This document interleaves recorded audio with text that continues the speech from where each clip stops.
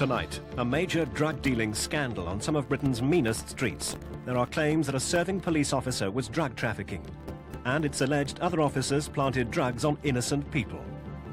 Any drugs that they left here with was the drugs that they brought. There was no drugs here. No officer's been charged with drug offences despite mounting evidence and a major police inquiry.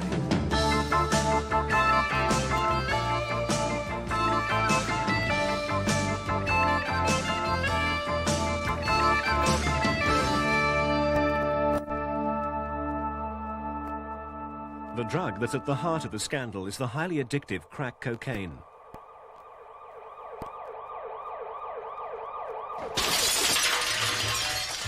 On the 27th of September 1990, PC Palumbo, PC Galbraith and Detective Constable Lyons and a team of Stoke Newington officers smashed their way into the home of Ida Roderindi while a babysitter was looking after her 3 children.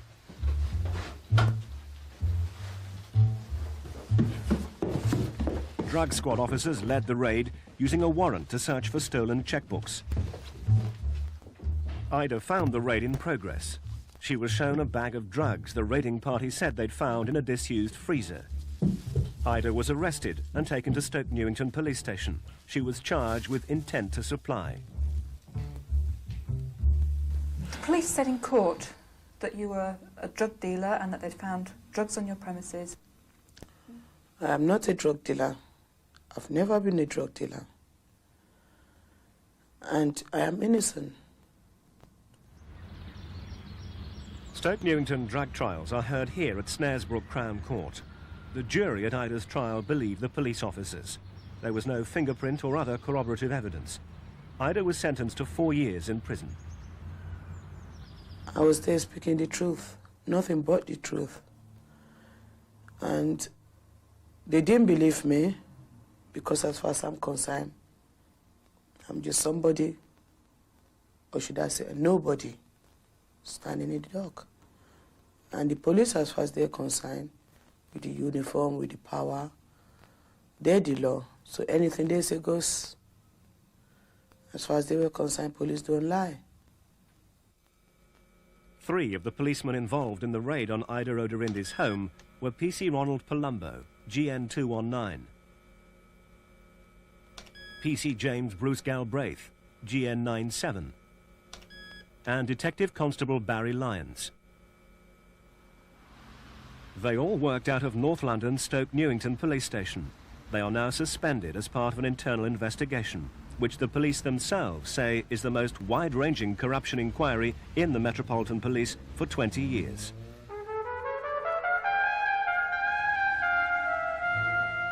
Policing the streets of Stoke Newington is a tough job. A daily battle against drugs and drug-related crime in Britain's poorest borough. One drug, the highly addictive crack cocaine, is sold openly on the streets and estates, earning it the reputation of Crack City. Well, it's certainly got significant amounts of crack on the streets. I think in 1991, this division seized 20% of the crack seized by the entire Metropolitan Police. It's certainly out there in great quantities. It's got high incidents of street robbery, burglary, drug dealing, the whole range of crime. One of the major crack dealers in the Stoke Newington area was Pearl Cameron. She lived here in Sandringham Road. It's so notorious for drug dealing, it's known as the front line. 2 years ago, a successful police surveillance operation hidden at the back of the house recorded 120 people a day buying highly addictive crack at £25 a time from a serving hatch in Pearl Cameron's kitchen window. In court, Pearl Cameron pleaded guilty to a conspiracy with an unnamed person to supply crack cocaine.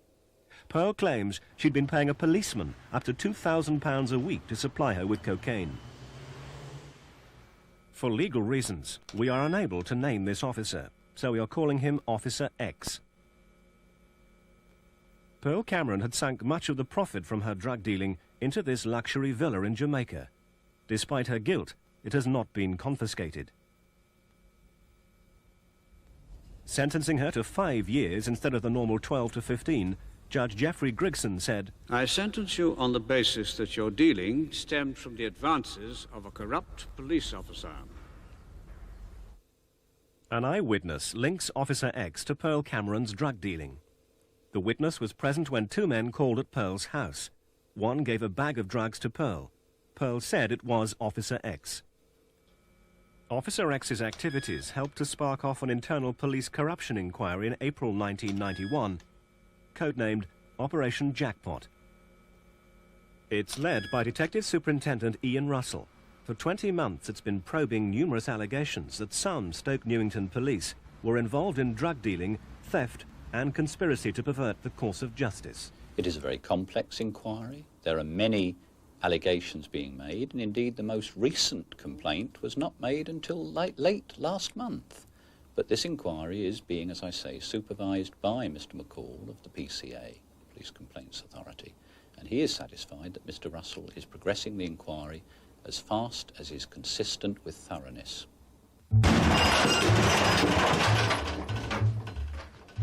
On August the 11th, 1990, Stoke Newington policeman Palumbo, Galbraith and Officer X smashed their way into the home of charity housing officer Rennie Kingsley. They produced a search warrant.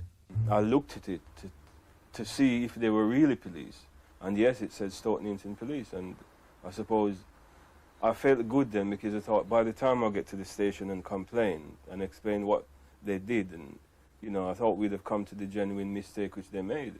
But of course it wasn't a mistake, it was a genuine fit-up. When you're handcuffed and somebody's telling you get up, sit down, it's very frightening, very intimidating. You're not in control of anything and you're nobody. The policeman searched the house and produced cocaine and then LSD, which they said was Rennie's. They took him to Stoke Newington police station and charged him. Mr. Kingsley's always protested his innocence. He protested his innocence from the moment of his arrest at the police station, where he made a complaint that he'd been fitted up by the police officers who had arrested him. It was not Rennie Kingsley's first contact with the police. A few weeks before, he'd rang New Scotland Yard to express his concern about Stoke Newington police officers he believed to be corrupt. Good afternoon, New Scotland Yard.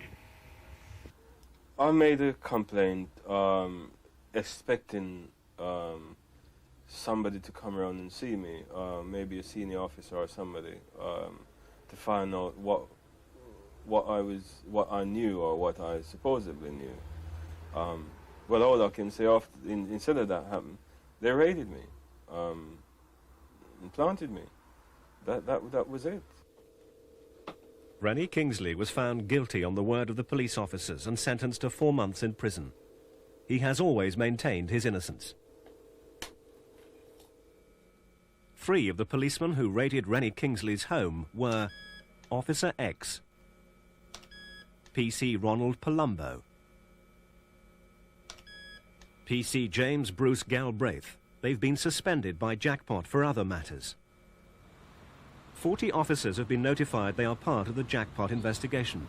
8 officers have been transferred to other stations. I think the public are very well aware of the difference between a totally unsubstantiated allegation and a matter of real seriousness. That can only be determined by investigation. Police officers, just like any member of the public, are entitled to be presumed innocent until they're proven guilty. And it would appear that there are at least some policemen in Stoke Newington who've lost sight of right and wrong and believe that anything goes. And the quicker the inquiry reports, and the more thorough are its findings, and the quicker that policemen that have committed criminal acts are prosecuted, the quicker Stoke Newington Police can have a positive relationship with the community. This is PC Ronald Palumbo. He's suspended on full pay while Jackpot continues its investigations. He was involved in the arrests of Rennie Kingsley and Ida Oderindi. What do you have to say to them? Excuse me. What do you have to say about the allegations?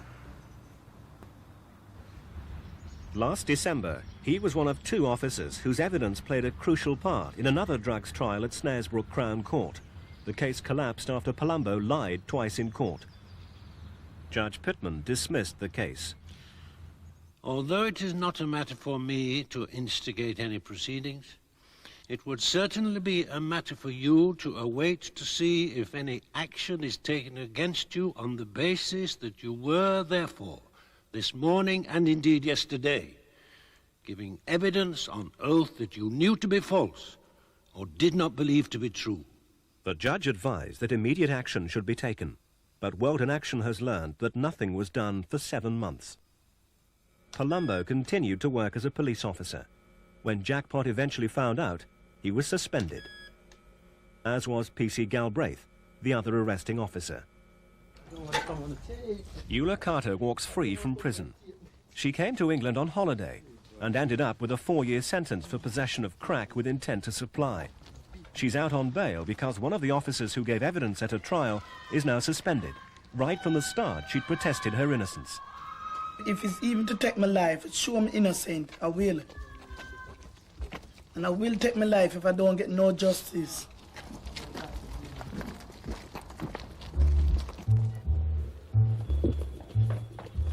Eula went to a Stoke Newington flat to get her hair done. She was inside when the police raided. I said, nobody move right then my police. Then them put a cup of tea on my friend head. True, we don't know the law. Detective Constable Lyon said he found 19 rocks of crack in her jacket pocket. Eula said they were planted on her. At her trial, the jury may have had difficulty understanding her broad Jamaican accent. They decided to believe the police. Them a laugh for me, because them not understand. Them say them not understand me attack, say. Me can't believe when the man come out and say, guilty. Barely a month after Eula was jailed, DC Lyons was suspended.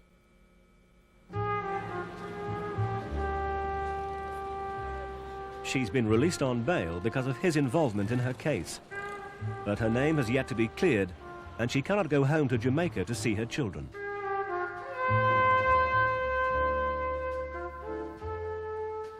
I don't know where them is. I'm split up. I'm split up all about. And them don't have nobody for wash for them. Them not have no food either. People who say they are victims of police misconduct have joined together in an organisation called the Hackney Community Defence Association. If you're the victim of a crime, you go to the police. In these cases, the police, as the perpetrators of crime, we don't have anybody to turn to apart from each other. So it started off, we had 2 or 3 cases, and today I would say it's about 50 people. And all the time more people are coming forward to give accounts of being planted with drugs and what the police have been involved in. Ida Oderindi is out of prison like Eula Carrer in a highly unusual move. She too has been released early on bail. It's because of doubts about the safety of her conviction. I was given 4 years prison sentence for a crime I did not commit. Now, during the time I was in prison, it was the most terrible time of my life. Not of my life alone, my children also.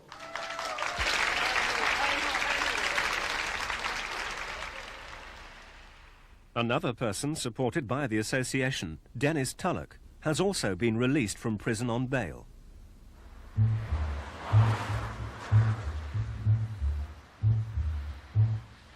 Dennis Tulloch was arrested by PC Palumbo and DC Barry Lyons after going into a betting shop on Sandringham Road, Stoke Newington.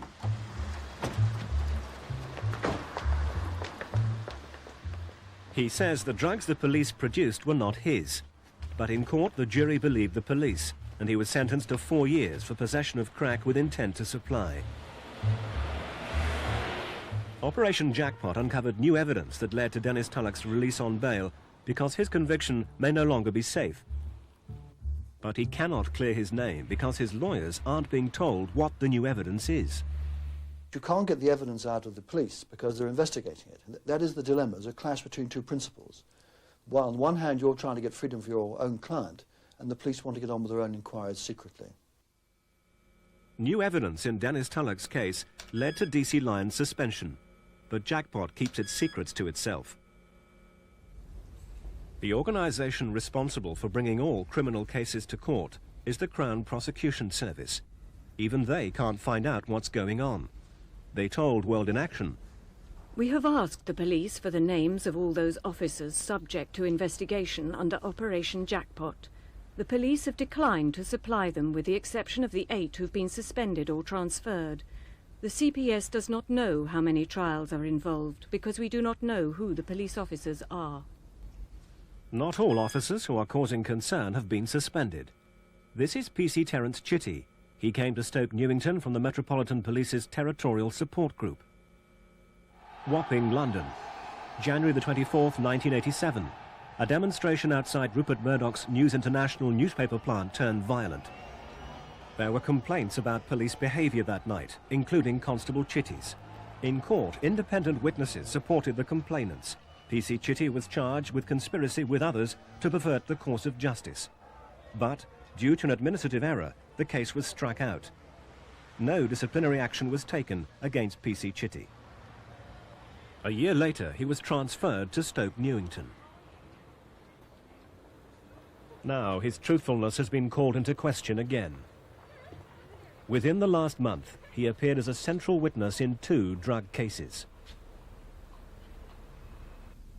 The first was that of Michael Thompson. Michael Thompson's case, from the very beginning, was that he had been planted by those police officers on the streets of Hackney. He made a complaint as soon as he arrived at the police station, and that was noted. A key feature of the Thompson case was the police station's system for storing confiscated drugs. These had to be signed for if taken out, and could only be removed for court or forensic purposes. Well, you have the document in front of you. In court, PC Chitty was cross-examined by defence barrister Peter Hall. Chitty had withdrawn the drugs for an unexplained 3 weeks. Yes, I've seen it now. 14th of April, 1992. Anyone looking at those records, anyone who knows how those records are put together, it would appear to them that you had the drugs in this case in your possession between the 23rd of March 1992 and the 14th of April 1992. It would look like that, would it not? It would, yes. Do you dispute that on the basis of these records that is what happened? I do dispute that, yes. I wouldn't. There is no reason why I should have those there. That, the entry in on the 14th of the 4th, is not my writing. Well, I suggest that one of the reasons may be this. That you had to take them from the property store, perhaps to maybe threaten someone else that they will be planted with them. Not at all, sir. And you had those with you as a bit of an incentive to them. What, already sealed up in a property bag with an exhibit label on them? That's a little bit outrageous. Michael Thompson was acquitted, but questions still remain about how drugs are stored at Stoke Newington. So what it does show is that there is, as I said before, something of a free-for-all when it comes to hard drugs at Stoke Newington Police Station. And not even their store record can be relied upon to ensure where those drugs are at any particular time. I'm happy here that once drugs enter our system, once they're recorded on the charge sheet and recorded in the property store, they are correctly dealt with and always have been. The station logbook from that case shows the drugs were taken out 3 weeks before the court hearing. I know nothing of that particular case and I'm not prepared to go into it. Have there been other cases like Michael Thompson's? I think there are hundreds of cases, and that's the fear, that there are hundreds of cases like Michael Thompson. There are several people in prison who are claiming that they have been wrongfully convicted on exactly the same evidence as Michael Thompson. A week after Thompson was acquitted, PC Chitty was back at Snaresbrook Crown Court as a key witness in another drugs trial, that of Raymond Simpson. I was looking at a very long prison sentence for something that I never did. If each man has to bear his own cross. But if they had found something on me, it would be a different matter. Raymond Simpson was arrested at the Jerk Chicken Cafe on Sandringham Road. The police said he had £5,000 worth of crack. He denied it. At his trial, there was conflicting evidence in police statements. The judge said there was a fault line right to the heart of the prosecution case and stopped the trial. I mention this because I have to say that a number of these police drug raids come before the courts at Snaresbrook, And a number of judges, of whom I am one, are getting increasingly concerned that conflicting evidence is put by the prosecution to the jury, which puts a very difficult position before the jury, and indeed the judge. I know it is difficult, but I do think these sort of cases need very careful attention and expert assessment before they come anywhere near the courts. PC Terence Chitty is still a serving officer at Stoke Newington Police Station. Raymond Simpson was acquitted. His solicitor, Joe Hill, says he's had many similar cases. We've had many cases where the police have said that they have found drugs on clients of our firm.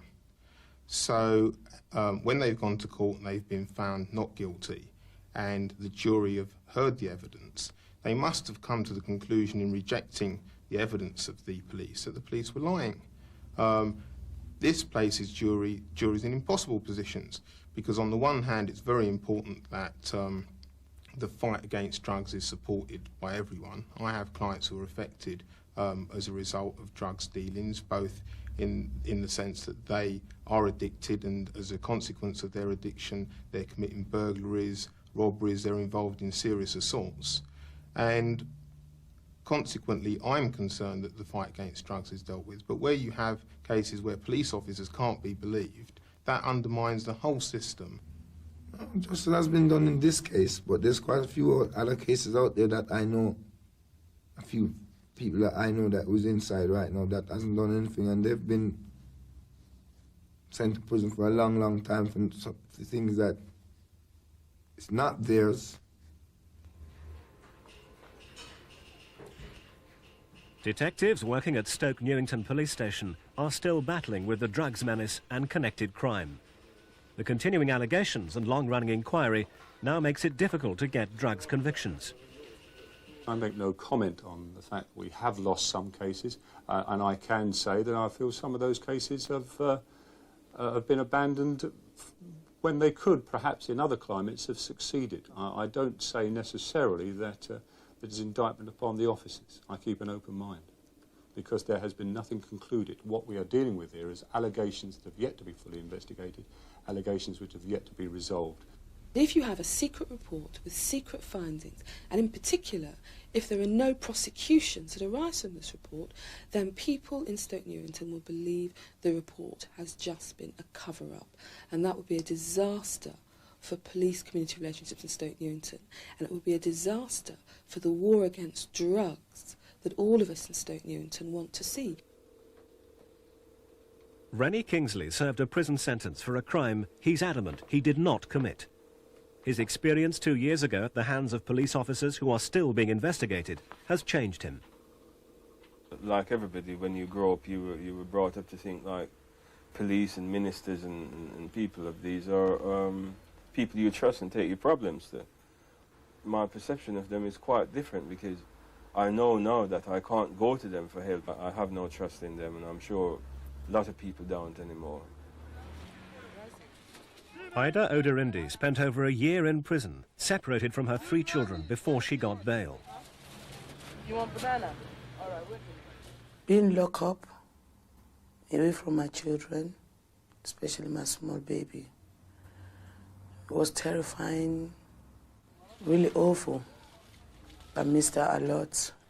I wasn't able to see them for quite a long time. That in its own is punishment. To know she was growing without me, I knew nothing of her. My daughter still calls my friend mommy. That is very hurtful. Ida Oderindi, Dennis Tulloch, Eula Carrer and Rennie Kingsley still wait to hear when they can go to the appeal court to get their convictions quashed and their names cleared. No police officer has yet been charged with any offences arising from their cases.